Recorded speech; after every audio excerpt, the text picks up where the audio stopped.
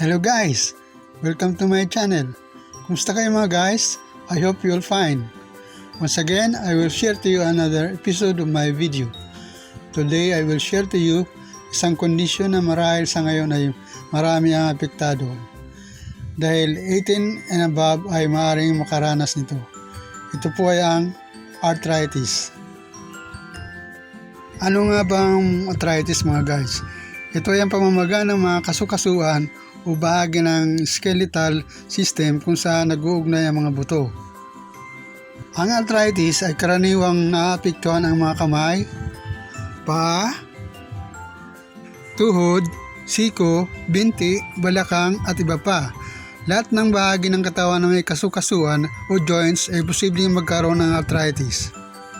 Meron po tayong dalawang uri ng arthritis. Unang-una, osteoarthritis.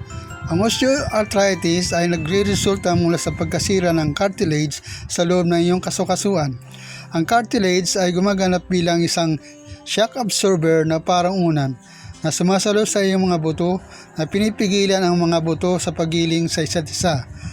Sa paglipas ng panahon, ang cartilage ay maaaring masira at dahilan para ang buto at kasukasuan ay magsimulang gumiling sa isa't isa, nagiging sanhi ng matinding pagkirot.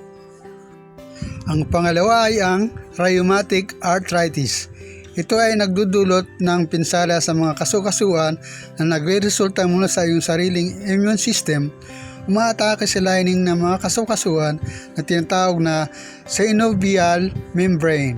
Sa paglipas ng panahon, ang lining ay maaaring masira at ang cartilage ay mawawasak kasama nito. Karamihan sa mga tao ay di alam kung anong arthritis at kung ano ang gamot sa arthritis. Isa sa bawat 3 tao na may edad 18 hanggang 64 ay may ilang uri ng arthritis.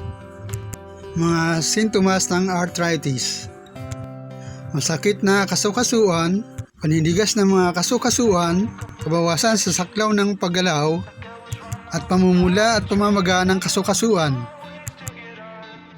Kailan dapat kumonsulta sa doktor? Kung nakakaranas ka ng alinman sa sintomas ng arthritis, makipag-ugnayan sa doktor upang maiwasan lumala ang kondisyon na ito. Ang maagang paggamot ay maaaring makatulong sa iyo. Mga guys, ano ba ang mga sanhi ng arthritis? Bakit tayo nagkaroon ng ganitong kondisyon? Ang una, wear and tear of the joints or kasukasuan.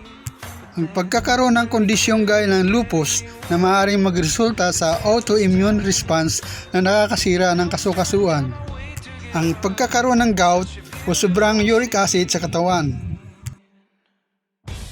Fibromyalgia o isang kondisyon na nagre-resulta sa pananakit ng kalamnan at buto.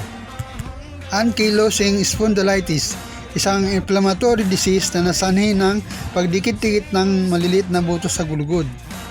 Risk factor of arthritis. We have hereditary, aging o pagtanda. Mas malaki ang tsansa ng magkaroon ng arthritis ang mga babae. Ang mga lalaki naman ay gout.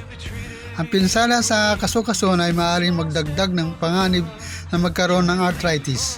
Sobrang timbang or obesity ay naglalagay ng dagdag na strain sa kasukasuan na mas mataas ang panganib na magkaroon ng arthritis. Meron po tayong common treatment for arthritis.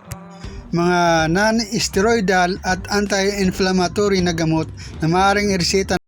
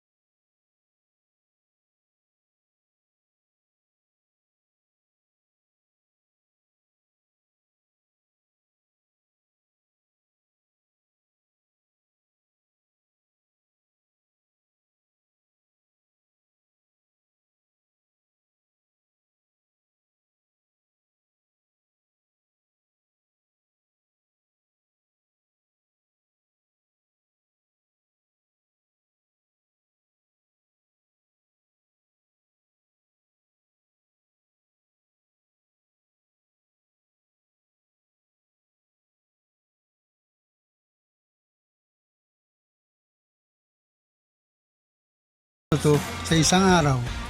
Kumain ng maraming prutas at gulay. Magbawas ng timbang kung ikaw ay sobrang mataba.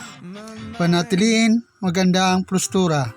Iwasan ang ehersisyo na naglalagay ng sobrang strain sa mga kasukasuan.